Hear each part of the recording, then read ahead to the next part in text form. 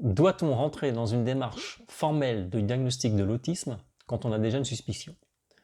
Cette question qui est complètement légitime, énormément de personnes se la posent. Alors pour quelles raisons peut-on être amené à hésiter à rentrer dans cette démarche? Pour quelles raisons également, à titre personnel, je ne peux que vous encourager à le faire? Quels sont peut-être les 2-3 éléments qui peuvent aider les personnes hésitantes à franchir le pas? Et enfin, si nous avons une suspicion vis-à-vis de quelqu'un d'autre, doit-on par nous-mêmes inciter cette personne à effectuer un diagnostic? Eh bien, c'est à toutes ces questions que nous allons tenter de répondre aujourd'hui. Bonjour, je m'appelle Fabrice, je suis moi-même sur le spectre et je vous souhaite la bienvenue dans cette nouvelle vidéo de la chaîne. Comme d'habitude, si vous avez des remarques ou des questions à me soumettre, n'hésitez pas à le faire directement en commentaire sous cette vidéo, ce qui permettra à tout le monde de bénéficier de nos échanges.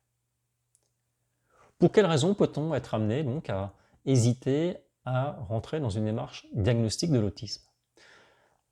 Il y a plusieurs types et la première, très classiquement, c'est qu'on va être pris dans un conflit entre l'envie et la peur de savoir. Envie parce qu'on sent que c'est important pour nous, et puis la peur tout simplement parce que malheureusement, encore aujourd'hui, l'autisme véhicule beaucoup d'idées reçues, d'a priori assez négatifs, et donc cela va avoir des conséquences sur notre image de nous-mêmes et puis l'image que l'on a peur de renvoyer aux autres. La deuxième, c'est que on n'éprouve pas la nécessité ou l'utilité de ce diagnostic parce que, notamment, quand on est concerné par des formes entre guillemets discrètes, on se sent peut-être bien inséré, on se sent tout à fait dans quelque chose, une vie normale, et puis on n'éprouve pas de conséquences particulièrement importantes ou graves dans notre vie quotidienne. Ça a été mon cas pendant longtemps et je serai amené à vous expliquer un tout petit peu plus tard dans les vidéos dans quelles circonstances j'ai justement été amené à effectuer une démarche diagnostique. Et puis il y a le cas des parents qui, eux, vont être, en tant que parents, tiraillés entre plusieurs formes de responsabilité. La première, c'est que on sent bien qu'en tant que parent, on est responsable de permettre à nos enfants de grandir, de s'épanouir, de trouver leur chemin, et que donc pour cela, savoir qui on est et pouvoir l'exprimer vis-à-vis des autres en cas de besoin, ça va être un atout extrêmement important. Et puis d'un autre côté, on sait aussi que la société dans laquelle on vit, malgré tout ce qu'on peut entendre, elle est quand même extrêmement rétive aux différences, et donc on peut aussi avoir peur, se sentir responsable, que de le savoir et notamment ensuite de le dire, puisse conduire à peut-être créer ou aggraver des situations d'isolement ou de marginalisation de nos enfants. On peut aussi peut-être, en tant que parent, éprouver un sentiment de culpabilité vis-à-vis de la différence de nos enfants, et ce sentiment de culpabilité, en fait, va nous retenir de rentrer dans une démarche diagnostique. On va peut-être, entre guillemets, éviter de savoir. Malgré tout cela, on voit bien que dans tous les cas, cette décision d'effectuer un diagnostic, elle est loin d'être si évidente, tout simplement parce qu'on en pressent à la fois l'importance et les conséquences potentielles pour notre vie. Alors, pourquoi, à titre personnel, je ne peux que vous encourager à franchir le pas et à effectuer cette démarche diagnostique? Eh bien, d'une manière générale, dans la vie, nous sommes chacun notre propre socle et nos propres ressources. Et tout ce que nous vivons, tout ce que nous percevons, tout ce que nous renvoyons en termes de ressenti, d'émotions, de réactions, prend son origine, prend sa source en nous et vient de ce que nous sommes. Alors, comme on l'a vu dans toutes les précédentes vidéos, les personnes avec autisme, elles sont fondamentalement différentes, notamment parce que leur cerveau est différent. Et donc, elles perçoivent, elles ressentent et elles envoient des signaux qui sont différents. Et tout cela va très souvent conduire à des situations d'incompréhension, voire de conflits, qui vont générer de la souffrance, et cette souffrance va elle-même avoir des conséquences néfastes sur l'estime de soi et sur le sentiment de culpabilité. Or, le diagnostic, ça va être une des premières certitudes sur laquelle on va justement pouvoir construire ce socle de nous-mêmes. Ça va être une clé de compréhension, d'explication, de dialogue, non seulement vis-à-vis de nous-mêmes, mais aussi vis-à-vis des autres. Ça va nous permettre de comprendre justement toutes ces différences, de perception, tous ces signaux qu'on nous envoie et que nous ne comprenons pas, ou tous ces signaux que nous envoyons et qui sont mal compris. Et tout cela, la suspicion en elle-même ne permet pas de l'atteindre.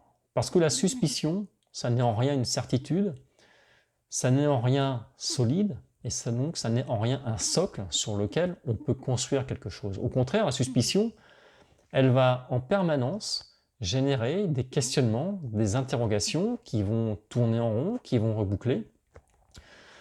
Et si j'étais autiste? Mais si je ne l'étais pas? Et si je l'étais plutôt comme ci ou plutôt comme ça? Etc. etc.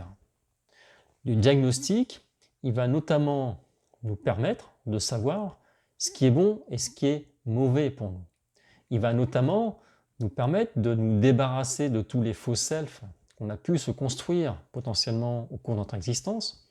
Et il va nous permettre aussi d'identifier, de comprendre et donc de nous protéger de toutes les formes de pression sociale qui jusque-là ont pu nous amener à nous mettre dans des situations qui ne nous conviennent pas.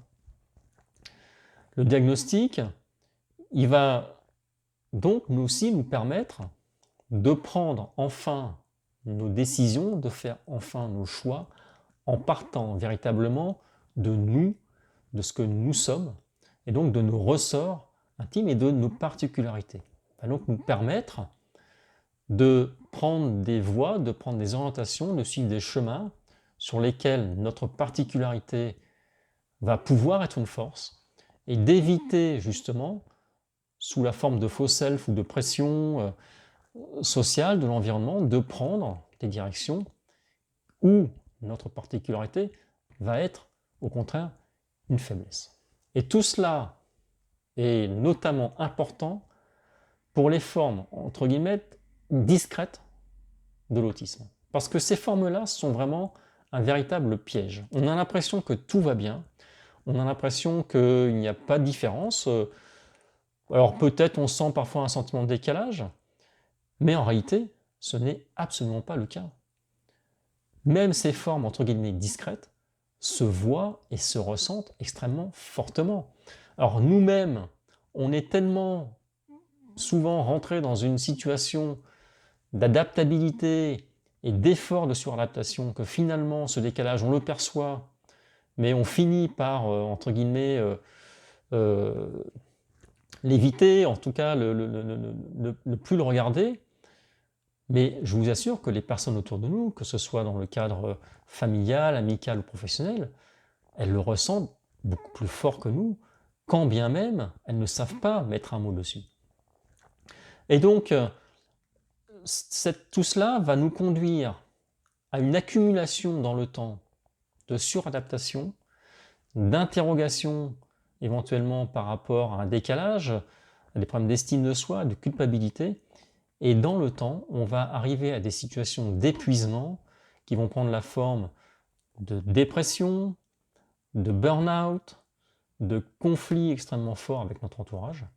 Et c'est exactement ce genre de débouché, en fait, qui moi-même a fini par me convaincre de faire un diagnostic de façon à enfin pouvoir me connaître parfaitement, comprendre qui j'étais, comprendre ce que je renvoyais au monde, et donc enfin pouvoir analyser et prendre des décisions qui soient basées sur les bonnes hypothèses. Alors, la conclusion de tout ça, c'est que, d'une manière générale dans la vie, le déni ne mène jamais très loin, et au contraire, les certitudes, quelles qu'elles soient, même si elles ne sont pas celles qui nous paraissent les plus agréables a priori, et bien ces certitudes, elles sont toujours des points d'appui qui nous permettent d'avancer dans la bonne direction. Alors quels sont peut-être les 2-3 éléments qui peuvent vous aider si vous hésitez à franchir le pas? Le premier, c'est que finalement, être diagnostiqué et dire, ce sont deux choses différentes. Être diagnostiqué n'implique pas qu'on le dise autour de nous, à qui que ce soit d'ailleurs, ni même à ses plus proches. être diagnostiqué, cependant, va dans tous les cas être extrêmement positif pour nous-mêmes, quand bien même on ne souhaite pas en parler à quiconque. Ensuite, eh bien, si le fait d'être avec autisme, comment dire, nous pose entre guillemets un problème à nous-mêmes, eh bien, ça va déjà être l'occasion de travailler sur nous-mêmes, de prendre du recul par rapport à nous-mêmes, de relativiser les choses et d'en apprendre beaucoup plus, si bien qu'au final, l'estime de soi va être vraiment gagnant. Et puis, si le fait d'être sur le spectre autistique pose un problème aux autres, eh bien, c'est pas nous le problème dans ce cas-là, c'est les autres. Et c'est là où il faut faire un travail de pédagogie, d'explication pour contrer tous ces a priori, toutes ces idées reçues, et c'est notamment une des raisons d'être de cette chaîne. Alors, si on a des suspicions nous-mêmes sur quelqu'un d'autre, doit-on inciter cette personne à entrer dans une démarche diagnostique? Comme on le sent bien à travers cette vidéo, cette décision de faire un diagnostic, elle est extrêmement personnelle, elle est extrêmement intime. C'est une question qu'on pose, c'est une question qu'on se pose, et dans la vie, quand on pose une question, il faut accepter d'avoir la réponse, quelle qu'elle soit. Si on a peur de la réponse, il vaut mieux pas poser la question. Et donc, si ça concerne quelqu'un d'autre, il est absolument nécessaire que cette personne soit prête elle-même à entendre la réponse. Ça veut dire qu'il est nécessaire que cette personne, elle ait elle-même commencé son cheminement, elle ait elle-même commencé à réfléchir sur elle-même, qu'elle ait elle-même déjà des suspicions. Et donc si cette personne elle a déjà une suspicion sur elle-même, vous pouvez en discuter avec elle, vous pouvez l'inciter, l'encourager à faire le diagnostic. Mais en aucun cas, il ne faut la forcer, parce que c'est sa décision, c'est sa relation à ce qu'elle est, et donc c'est son intimité qui est en jeu.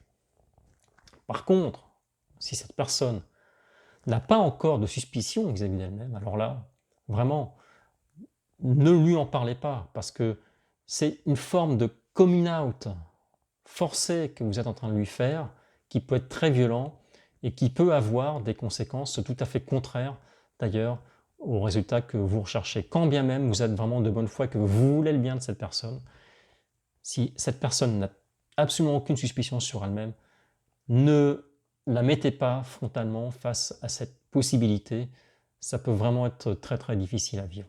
Essayez au contraire de la mettre subtilement au contact d'informations, amenez-la à s'interroger, mais de façon très subtile, mais qu'elle rentre elle-même dans le cheminement et que petit à petit, elle prenne elle-même, au final, peut-être après des mois ou des années, la décision de se faire diagnostiquer.